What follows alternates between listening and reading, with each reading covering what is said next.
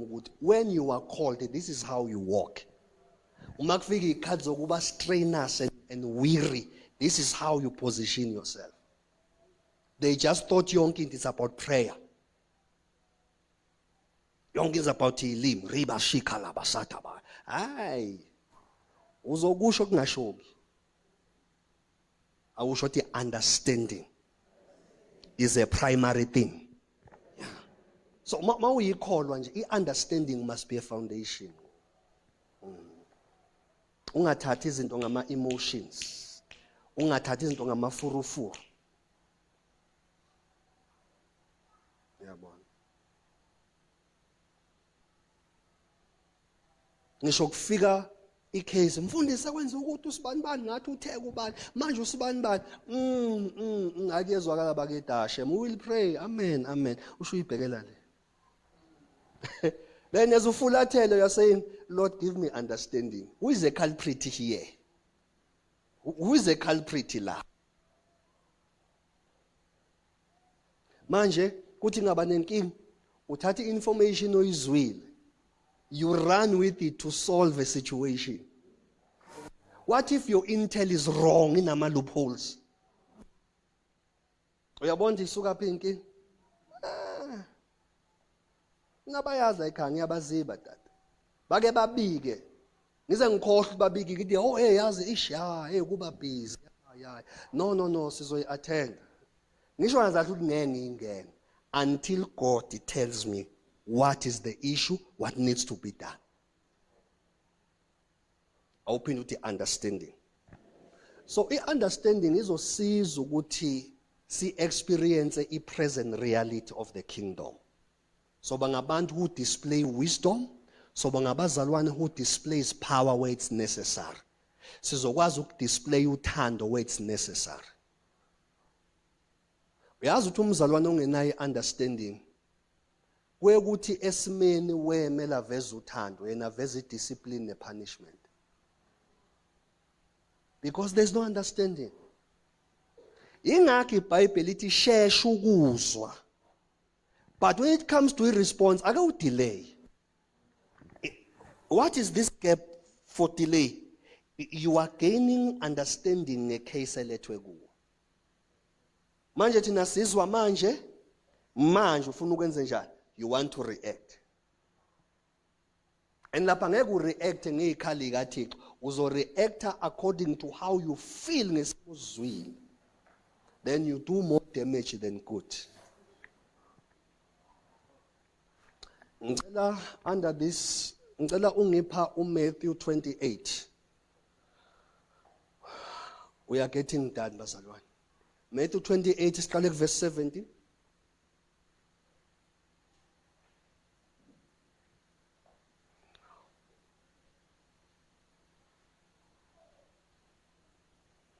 Kunomhlabeleli othi alijiki izwi lakho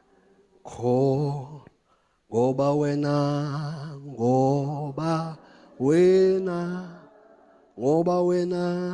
uyikho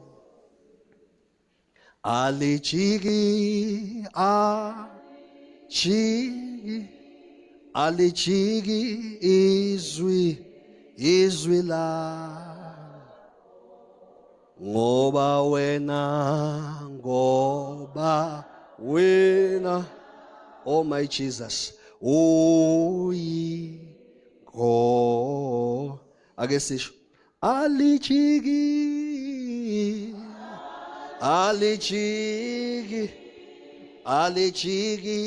izwi la ngoba wena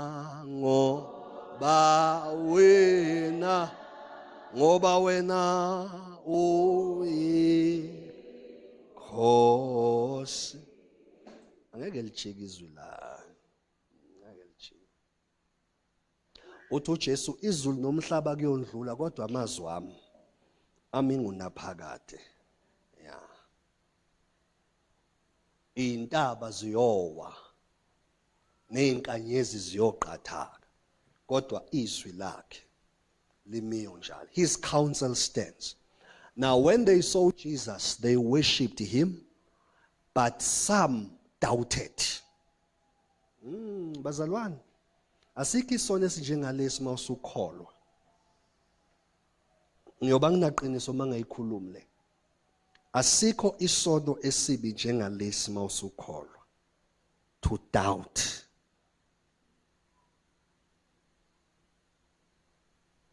Uyathi doubt iyaba isizathu. Oh, okay. I-doubt iyaba i-footstool. Iyaba i-opening yokuthi uSathana angangena empilweni yakho ngokungabazi. Listen, la kukhulunywa ngabafundi, the 12. This is after esevukile ethuneni. Uma eqhamuka uJesu lithi bambona abafundi. Basebenze njani? They began to worship him. But some benza njani? Bangabaza. But bengabaza benjalo, they were worshiping.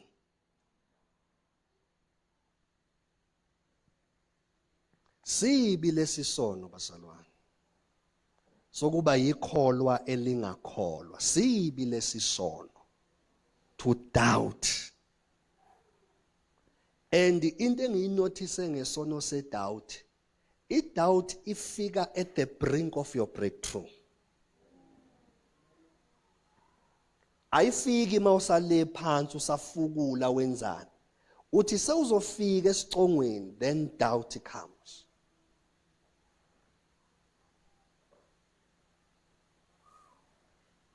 May you never doubt in the name of Jesus.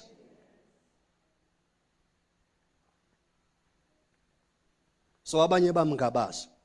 Ngaleso sikhathi ubafundisile, what on the third day the Son of Man will rise. Nabo bebekwazi lokho, but they doubted. Ngaleli yaviki sixoxile ukuthi abanye babafundi babembona bengaboni ukuthi uye. And as they were talking to him, wawuyibona mawuyifunda uzobona ukuthi as they were talking to him, it's like they have a certain level of doubt. Nokuyi distance okuthize kubo. They did not own ukuthi uJesu is our Lord and King. uJesu is our Rabbi. Babekhuluma ngathi bakhuluma ngomuntu oseceleni. Abambukela from a distance. Doubt. Kunendoda eyafa ngenxa ye-doubt. Uthi umprofeti ngalesikhathi kusasa. Isinkwa sobe sibiza u30 cent. Isaka lempuphu lobe libiza u10 rand. I-doubt yamenza lo baba wathi ngisho uNkulunkulu angavula amafastela ezulu. This will not happen. Lento ngeke ize yenzeke. Umprofeti wakhipha i-decree.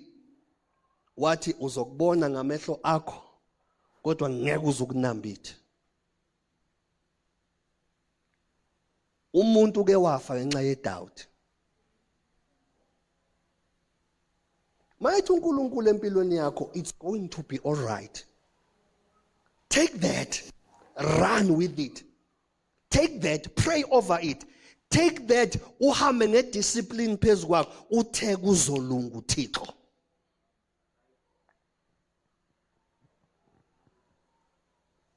That is why we have many believers who are exposed to the anointing, who are exposed to the next level of teaching, but akushintshi lutho. Doubt. Doubt is the enemy of faith. That's why iBhayibheli lithi akekho umuntu ongamukela utho kuNkulunkulu uma engongabazayo. Uthi umuntu ongakholwa kahle kuThixo unjengamanzi anyakazayo, left right.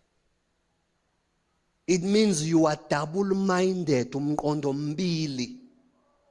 Hebrew chapter 11 verse 6 uthi whoever comes to God mele akholwe ukuthi uNkulunkulu nguye. 2, He is mighty ukuvuza laba bafuna ubuso bakhe. Kuthiwa when you approach God, come with that mentality. Eliminate doubt.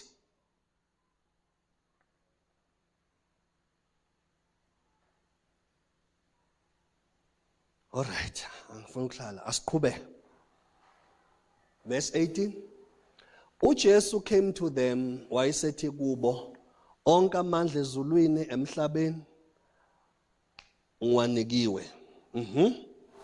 19.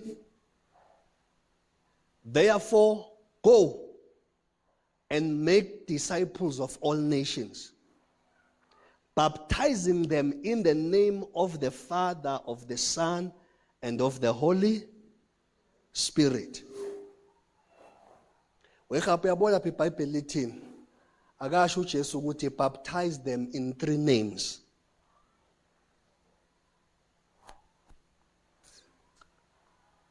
Emagameni amathathu.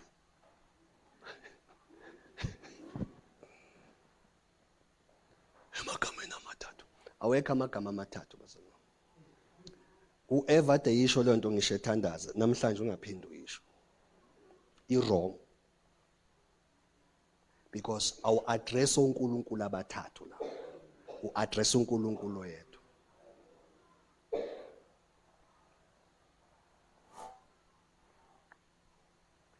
Alisho ukuthi in the names. Usethi uJesu and surely yizwa ke lento ukuthi Christ within. Uthi uJesu surely I am with you always to the very end of age. Koze kuphela isikhathi nginani. Awusho ukuthi Christ within.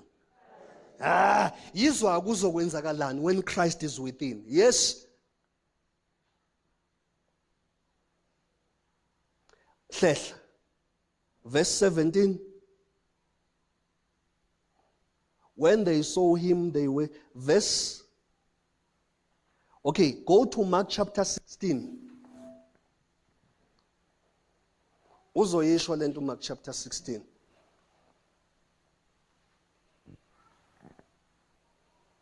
Let me double check. Oh, yeah.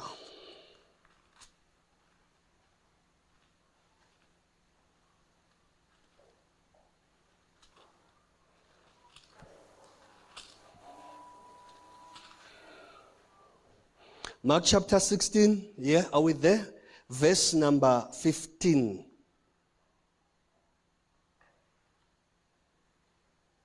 Mark 16, verse number 15. He said to them, go into all the world and preach the gospel to all creation. Right? Kube? Whoever believes and is baptized will be saved, but whoever does not believe will be condemned. Kube? Nakok. And these signs will accompany those who believe. Those who have Christ within. Lezi zimpawu noma lezi lemsebenzi yamandla iyobalandela labo abakholwayo. Abanjani abakholwayo? Yilabo abanoKristu phakathi kwabo. Who have believed and received Jesus. Kuthiwa ke uthi uJesu egameni lami niyokhipha amadimoni.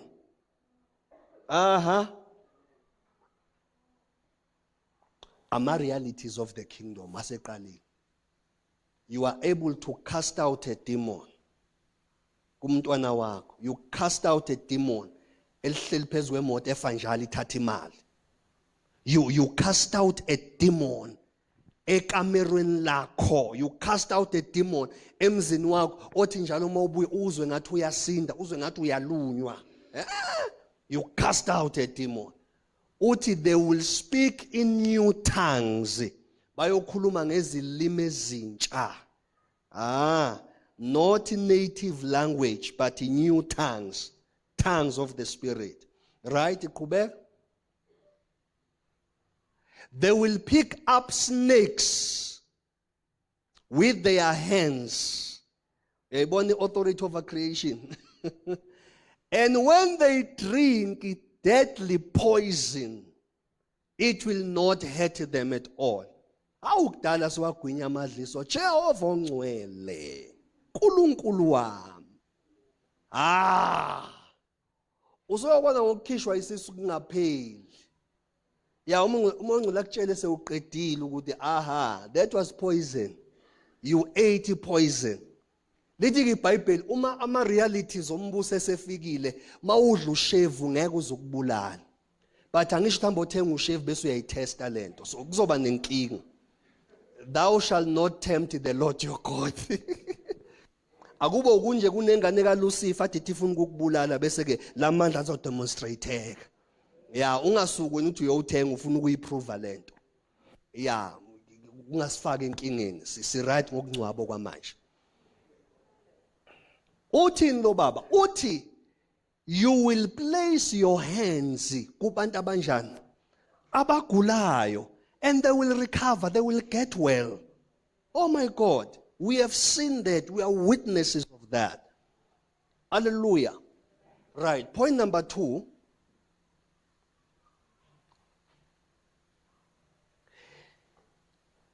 Christ within you will minister peace concerning the coming judgment. Uba nokuthula ubi nokwesaba. Lithi iBhayibheli uthi uJesu kuJohn 3 lapha ko verse 17 18 uthi okholwa yimi noma okholwa endodaneni udlulile kwahlulelweni. Usendlulile kwahlulelweni kwaphakade. Usendlulile kulahlweni. Ake sithi la yengi hole la khona la yengi hole la khona mighty Jesus la yengi hole la khona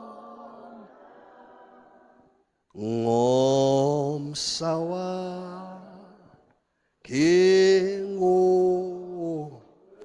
lande Jesu right ngicela ungipha uRomans 5 verse 1 and verse 2 uma sesikholwa abangcwele sindlulile ekwahlulelweni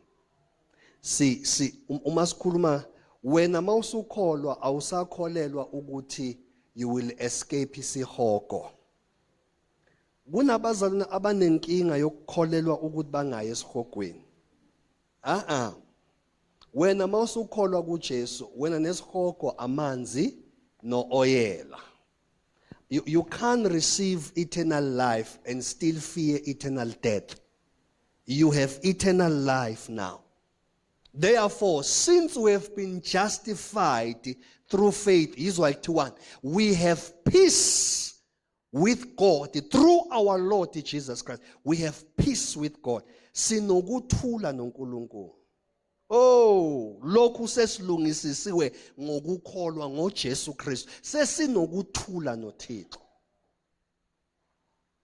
manje yini enza ukuthi wena makungahambi kahle bese uthi uThixo ngishiyile why are you confessing wrong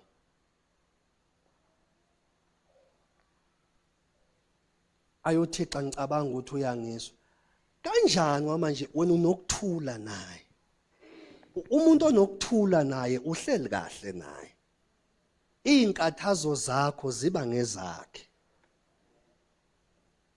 unokuthula naye haleluya unokuthula naye so ukuthathapha ukuthi uThixo ungifulathela uThixo uyangijezisa wenzeni sewujeziswa omunye ngasho njalo kanti ucabanga isono asenze ngakakholwa usho ukuthi uNkulunkulu is that terrible ukuthi ulanda amagqubu njengawe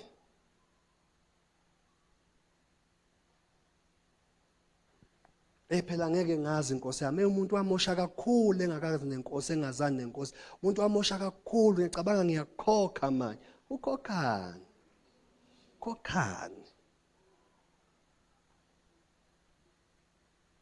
ngoba noma thiwa wabulala umuntu lithi iBhayibheli ku 2 Corinthians 5:17 if any man whether you were a prostitute, whether you were a drug dealer, but if you are in Christ, spiritual law it uyisidalwa esisha.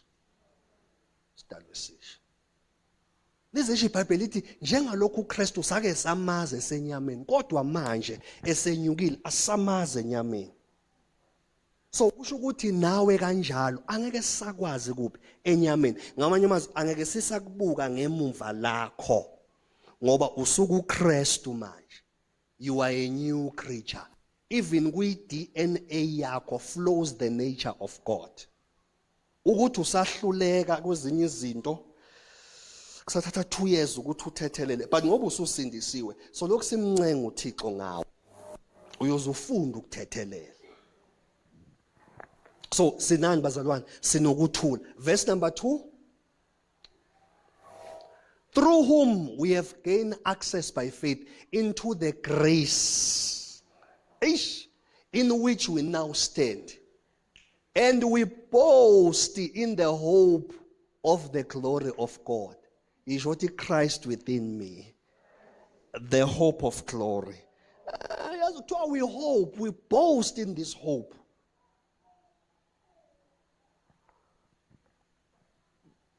Ngicela ungipha 1 John chapter 4. We are almost there. 1 John chapter 4. Verse number 18.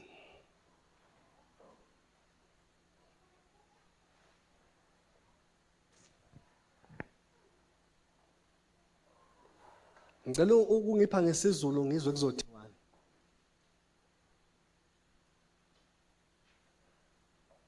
Aha. Angazi basalwane uma bekungenzeka ngiyacela ke sifunde sonke lapha ya. I love this scripture. This scripture senza ukuthi uSathane ayeke ukumangalela just because of some certain weaknesses on now. Asam 1 2 3 go. Yes.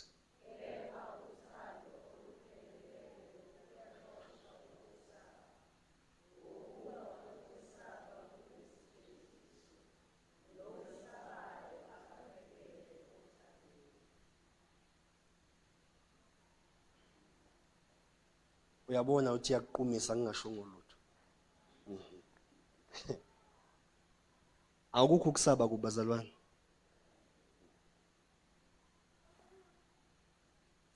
Uthando oluphelele lenze njani? Liyaxoshwa kwesaba. Uhlala utshela ukuthi your sins are washed away.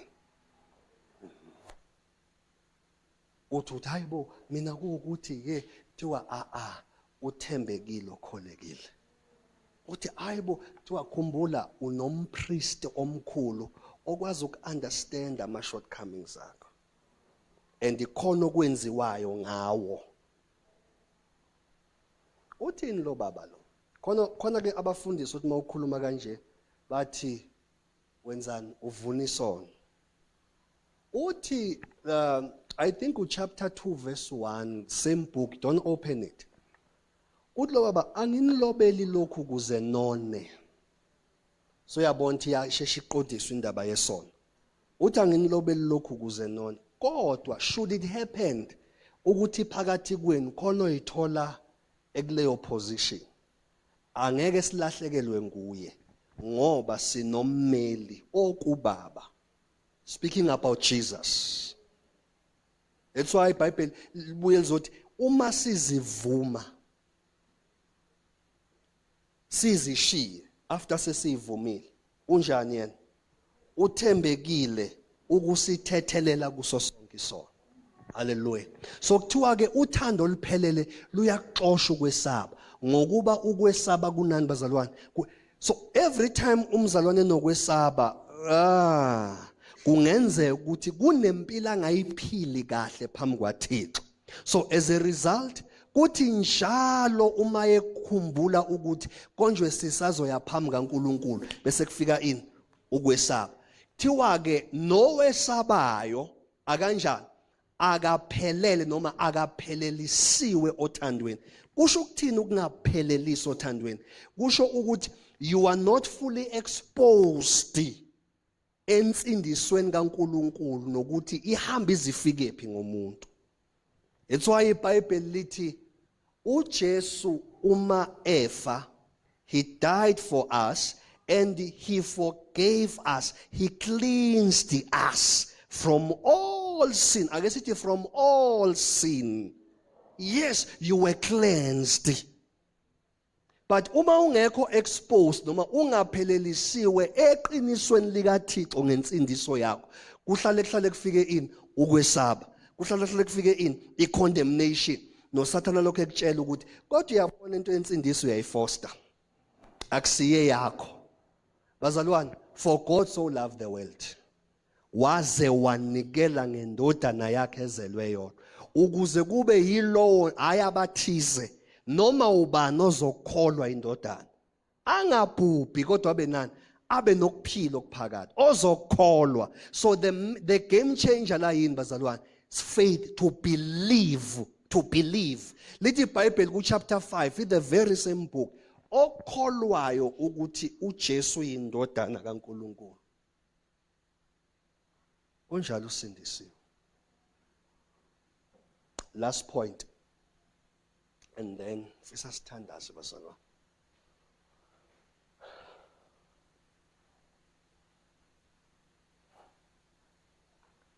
The salvation of the soul becomes a daily project. Salvation of the soul. Salvation of the soul.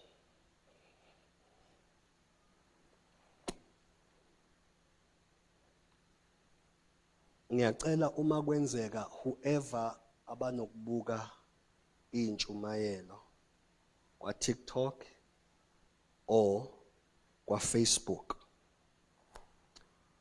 ngiyacela ukuthi may you visit isifundiso sa last year. I can't remember well inyanga, but bekuyi winter khona, iwinter bisiqalile. We are teaching deeply about the salvation of the soul. You can even go to Douglas the Cool Guy page on TikTok.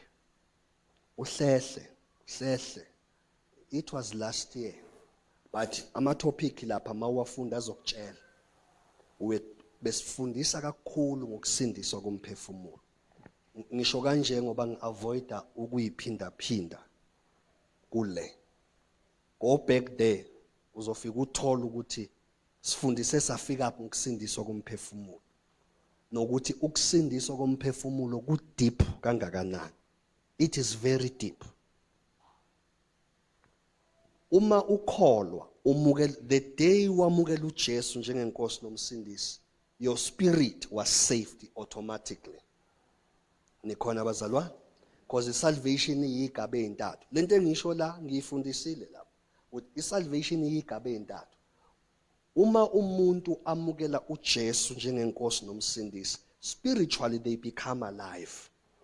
They become one spirit with Christ. That's why the Bible, he who believes in the Lord, he becomes one spirit with the Lord. Yeah, what? Now, ukusindiswa kwakho as a spirit akusho ukuthi sewuphelele. The next phase of salvation, it's the salvation of your soul. Ngize ngachaza last day ukuthi lento ukuthi usuke kwakho uze la ukwenza lokho because uNkulunkulu is saving what? Your soul. Safunda uRomans chapter 12. Mayethi kuqulwana isimo ngokuthi ingqondo yeni yenziwe there's a salvation of the soul. Umuntu wangaphandle noma ebhubha decaying, kodwa owangaphakathi, that's the soul, wenziwa musha. Akhunywa about your spirit, kunywa about your soul, wenziwa musha usuku nosuku. That is why masiqala ngithe come as, mangithi come as you are, I'm not talking about your flesh. I'm not talking about your spirit, because when you came to know Jesus, your spirit was resurrected to life.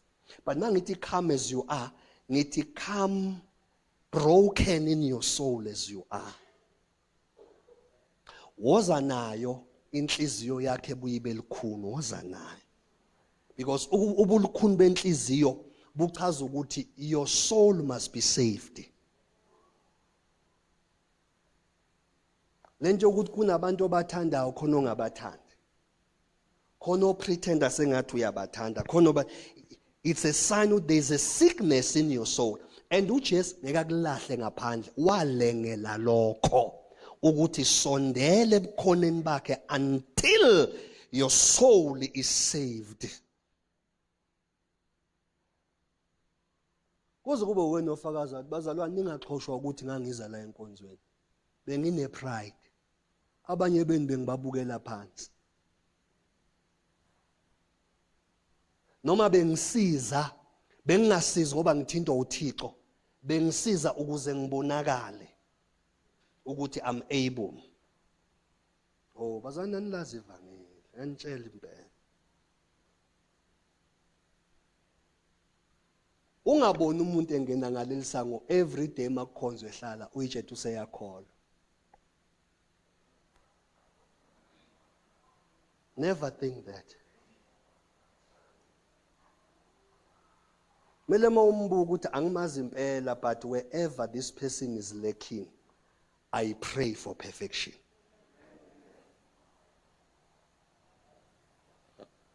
Umuntu akasindiswa ukuthatha iBhayibheli afaka amaqwayqwaya afaka ishirt eze kuphi? Usindiswa iresponse yakho to what we are teaching here. Ushintsho kuwe as a believer luqala when you check ukuthi how do I respond to the teaching? How do I respond? Iresponse yakho yona esitshela ukuthi uyasizakala noma cha. That is why la ku salvation of the soul uzothi mawusuhlele ekhaya uyobuka lapha intshumayelo. Khona la engisho khona ukuthi ku salvation of the soul musukuzenza into ngesiyo. Mawazi nje ukuthi usenenhliziyo encane, musukupretenda sengathi inkulu. Ngoba uzosmile phambi kwethu bese sithi uyasithuka usincaphela usigwadela. Iveze nje ukuthi hayi kwamanje ngisahamba ngifike la. So ngiyacela abantwana benkosi ukuthi kukho konke ningakwenza ningangiphushela ukuthi ngeqe ngalo ba I will break under pressure. Hallelujah. Umuntu bazalwane, umuntu uyasizwa nguThixo. Ngiyangizwa bafowethu. Umuntu usizwa ubani? But ukuze usizakale, there must be a response. There is a certain level okumele ukwazi ukuresponda ngayo uma kufundiswa. Kunendlela ethize okumele uresponde ngayo. Yabo njengoba ngifundisa namhlanje, uyibona ngani if you are responding? Mele uyibuza ukuthi lento engisuke ngifundisa yona ngeSunday, how long do I ponder on it? Noma immediately ngidumisa imoto ngihamba sekuphelile sengiyobona ngolwesithathu. Uyajula ngento mawufundiswa yona. Usewuhleli wedwa ekhaya uphinde ufunda ama notes uthi ake ngibuyele ku YouTube, ake ngibuyele ku Facebook. Go and play, pause, reverse, stop, forward, stop, play. Nansi into ebengiyifuna. Yabo uzophinda uthatha ama notes khona la usubuka ku TV or efonini. Kwenzakalani? You are responding to the teaching.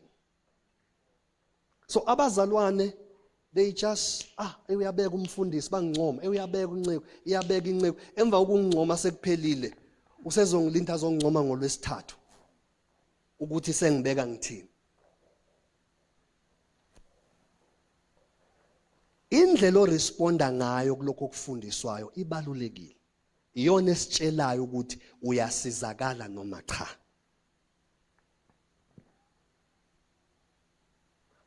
Abanye even mathu abanikwa ithuba la. Umbona ngani umuntu orespondayo? nobona ukuthi uzwile makufundiswa. Ngisho kuthiwa unikwe opportunity to share something la, uyamuza a quote from what was being taught.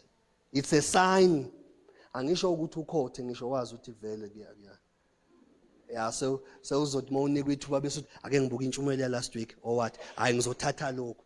Hayi usumfarisi ke mwenza kanjani. It must come natural ukuthi while ushare whatever you are sharing la bese kuyabuka ukuthi umfundisi uke wathi. Umfundisi uke wathi.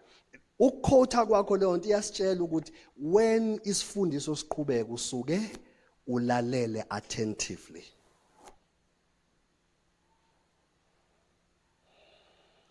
So ke uKristu maye kuwe ukusindiswa komphefumulo kuba isinkwa semihla ngemihla. Ungabe umzalwane ocontent ukuthi uyawazi ama weaknesses asakuhlula but awunankinga nalokho. Ukhuza uhaleluya oyaphezulu. Mele makuthi ikhuza uhaleluya bese uyacabanga ukuthi kunento esangihlula uze uthi uhaleluya akashoki. Ngoba nje into ithi ulungisa nini la.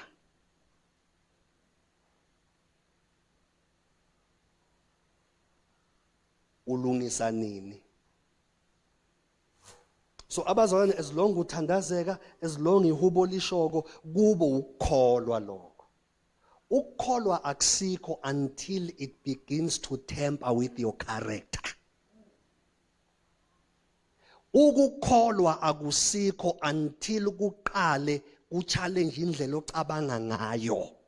Ukukholwa akusikho until kuqale kuchallenge indlela obuka ngayo impilo, especially ma uphakathi kwezimo nezinselela zempilo. Kholwa.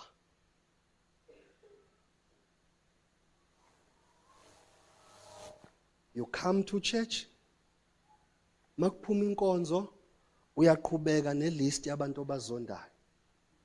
Uyaqhubeka netreatment towards them. But during the sermon, amen. Ay, uNkulunkulu wasibusisa ngonciki yakhe. Uncoma ini ingekho transformation.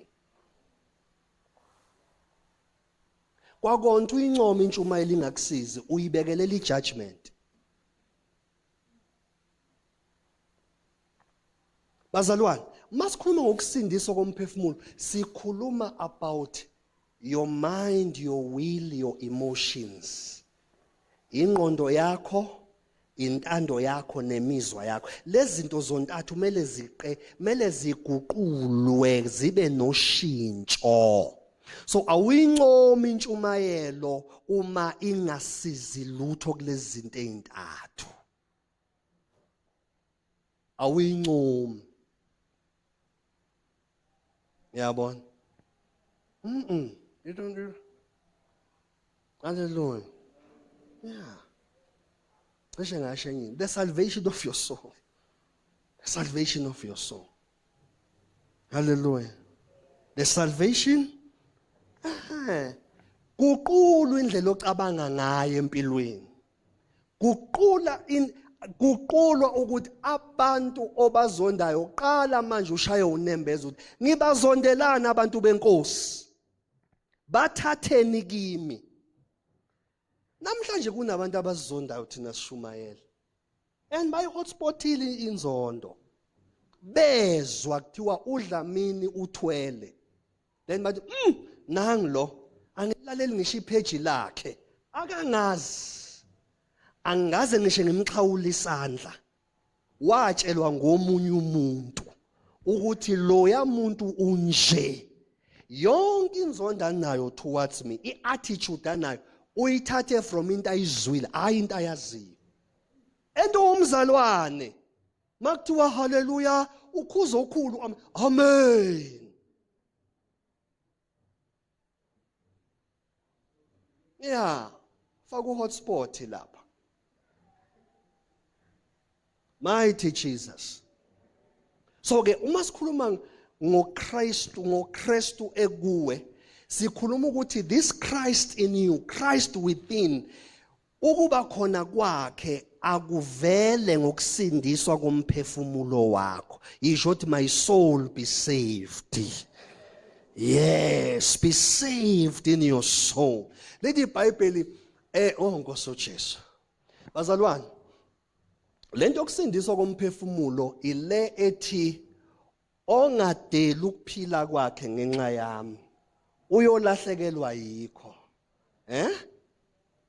Ngezwile iBhayibheli kusho uJesu wathi kuyomsiza ngani umuntu ukuzuza izwe lonke bese lahlekelwa yini ukuphila kwa, bese athi yini oyoyibeka ngalolo suku ibe yisihlengo, ibe isubstitute yomphefumulo wakho, yini oyoyibeka. So ke as a believer, as umntwana kaNkulunkulu, mele wazi ukuthi ngoba uza la every Sunday, makukhonzwa every Wednesday or Friday for that matter uza la, mele wazi ukuthi inhloso ngqange enkulu ukusindiswa komphefumulo wami. Angikwazi ukuhamba noNkulunkulu inhliziyo yami ibe ekhathele. Angikwazi ukuhamba noNkulunkulu ngirulwe ipast ukuthi kwenzakaleni, ngabetray ubani, ngalinyazwa ubani. For the next 15 years you sing the same song but you come to church. Is not your soul being saved as you come to church? Hallelujah. So your soul must be what? Your soul must be saved. So ke uma singayibamba kanjalo kuzoba right. Ngizocela ekhaya ungifundele amavesi, write them down. Asambe emlamuli, write them down. 2 Corinthians chapter 4 verse number 16. 2 Corinthians chapter 4 verse number 16. Uzolifunde ekhaya lelo verse. Lizokuxoxela ukuthi your soul must be saved. Your soul must be saved. Soul must be saved. Enye into edala ukuthi masingabazalwane sikholwa but sifile sengathi empilweni we are stagnant. It's the issue of the soul. Yamuza uthini lo baba?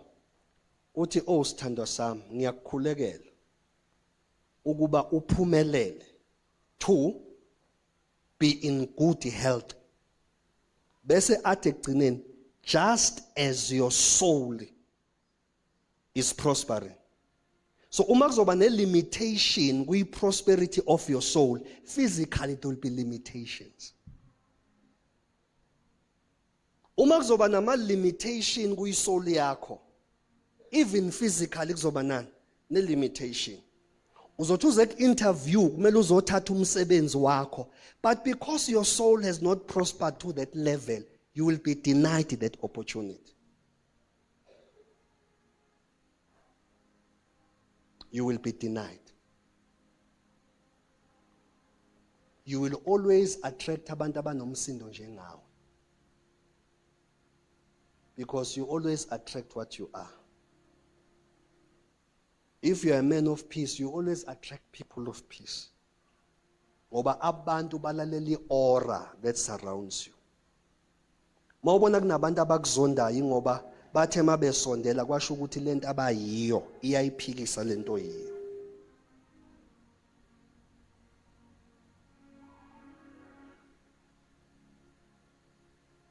Your soul must be saved. Umphefumulo wakho usindiswe uzogezeka ebusweni kuthiwa usebenzisa ini? Kanti salvation iyisophi yasezulwini. Phela insindisi igeza ngisho ebusweni. Ukhazimulo. Khona sibaziyo bakithi baze bashadwe impela. Esafika ubona kwenzakalani la? Kwenzakalani la?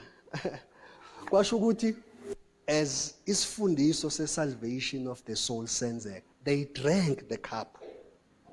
Kwashintsha kwaze washintsha ngisho ama-skin cells abo. Yeah. Bacwebezela. Lokhu ade kungabonakali kwavela. Usuyabona part of ukusindiswa, kumele uyibuke nasebusweni esibukweni ukuthi iphi inswebe yensindiso la. Ngikhuluma iqiniso. Ngikhuluma iqiniso impela and elingaliphinda kubuya uJesu. Physically insindiso mele yenze njani? Ibo la kwi appearance yakho mele ibonakala insindiso. uMoses wahlala noThixo mayebuya bathina abantwana bakwaIsrael. But we can't even look at you ngendlela oglowa ngayo. At least mawuza kithi awumboze ngendwangu ukuze singayiboni lenkazimulo iyasithopha. Ukuhlala noThixo it even tempers with your physical appearance.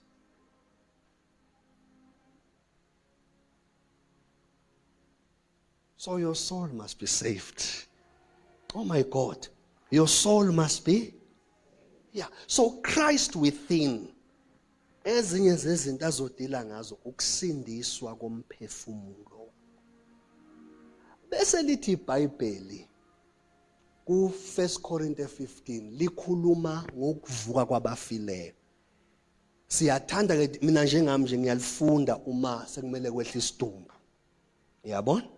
Leyo ncwadi ikhuluma ngesalvation yesithathu, which is the salvation of the body. Ukuthi lemzimba esiyigqokile njengamanje imizimba ebuthakathaka.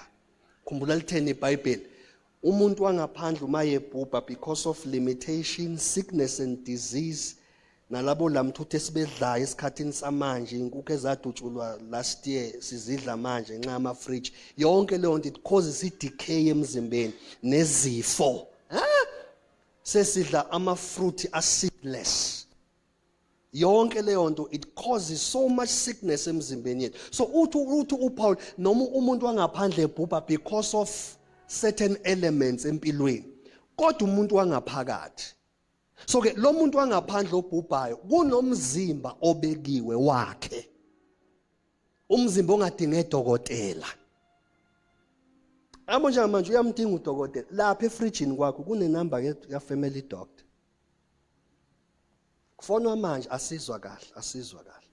Lo mzimba esizowembatha udokotela kanasidingi. Kulo mzimba esizowembatha. That is why ezulwini ayikho ngisho indawo yama cemetery because lo mzimba ufi. Umzimba ongadinge Giorgio Armani. Umzimba ongafune Kurt Geiger. Unengubo yakhona engadinge Surf and Omo and whatever sunlight powder washing.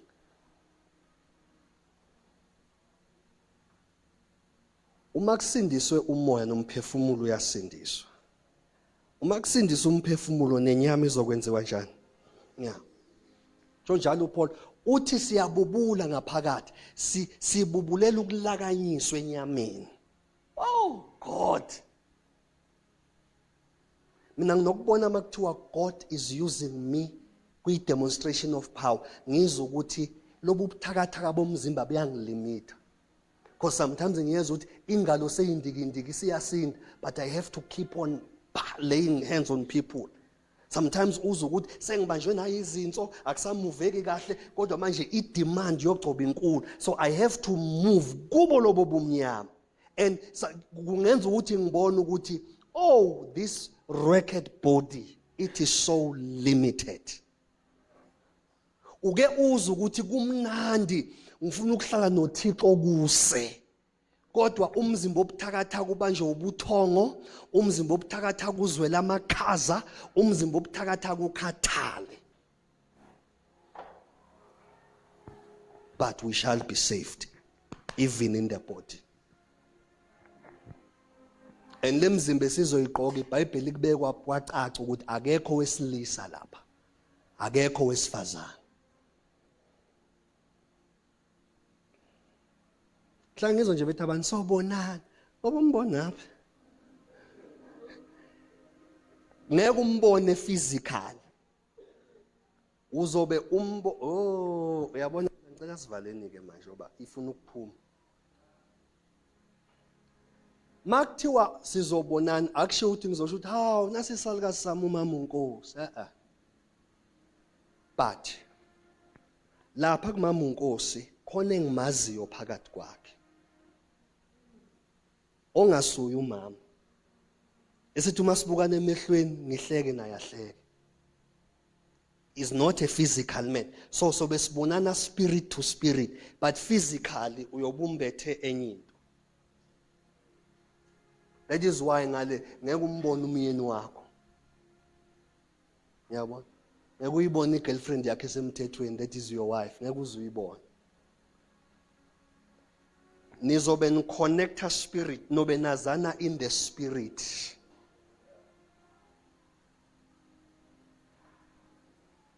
Ingakho mawusukholwa, be careful uku-attach kubantu physical. Know what is in the man. Connect with that which is in a man. Yabona? Bazokushaya abashada bezipha uphethe bebahle. Beshaya ngefika yenyosi. Namhlanje banezingane zo5 zo6 emshadweni, leyafika isekho. But this man is crazy in love with this woman. Kwenzakaleni? He invested on the inner man. Because the outer man changes. Time and time they change. Engangena engozini yemoto ashaya be uScarface.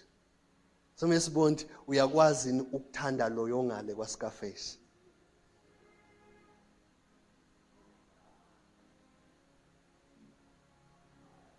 Umuzi unkosikazi ethi my husband is so beautiful.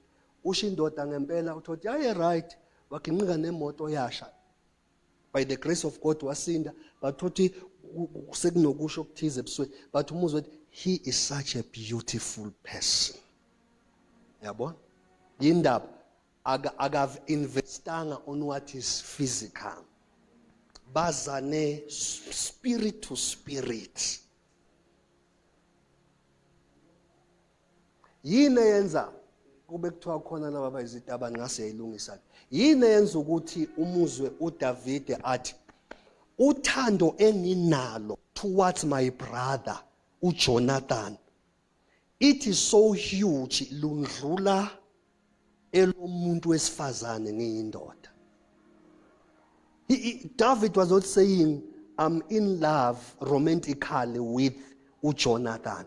Wayechaza ukuthi we are so intertwined in the spirit that at any time I'm given a chance to choose between him nezinye izinto, I'll choose him.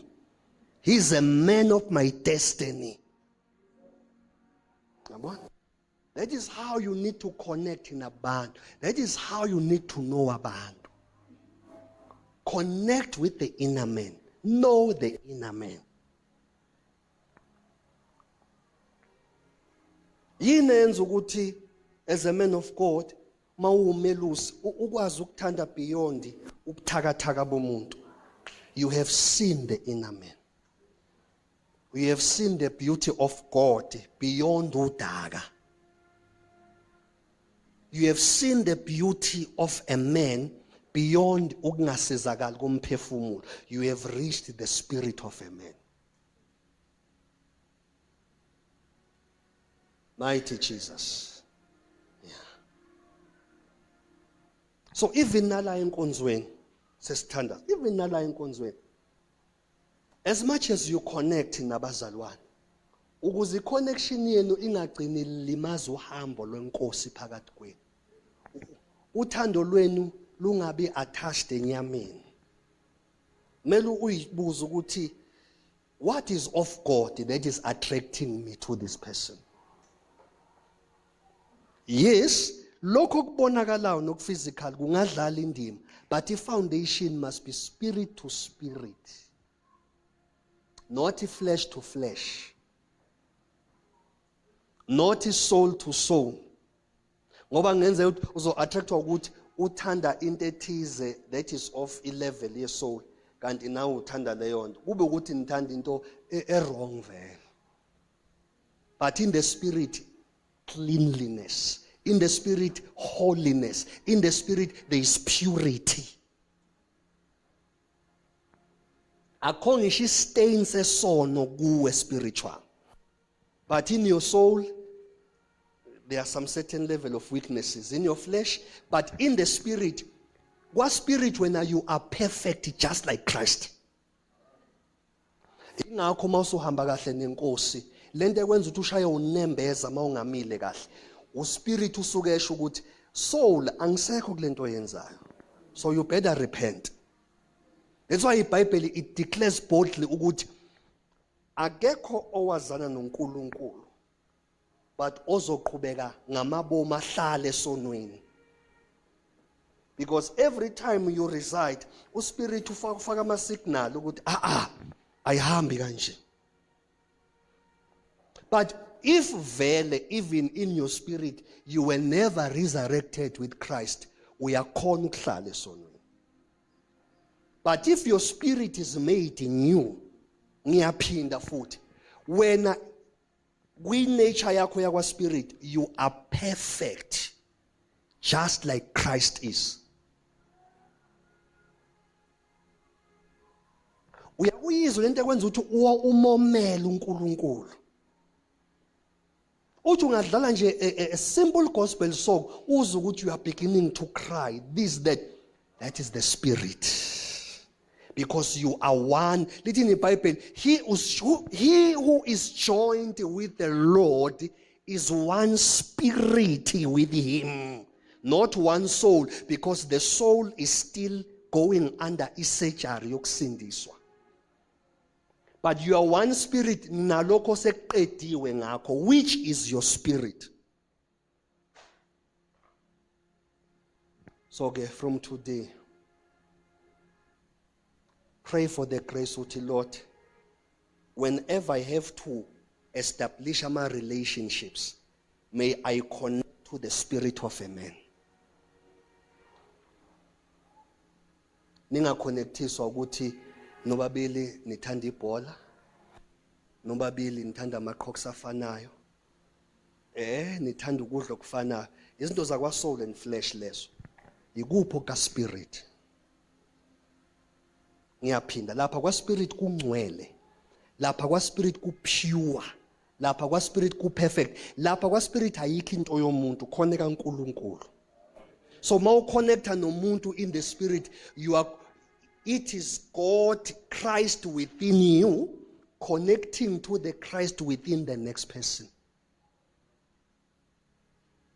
Ilento yenza ukuthi uthukama ukuthi yazi while I was praying, this is angithukaxoxa naye, the Lord said to me kunje bese uthi oh my God kanti uThixo unjani, bekubani isikhathi uthandaza usho it was 3 ntambama.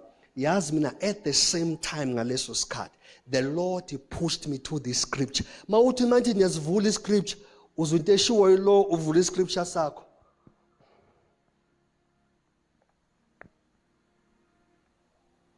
Ebandleni lokuqala because ipersecution ibiningi, kwafika la khona bengasatshelana ukuthi ngolwesithathu siya kwaMnguni.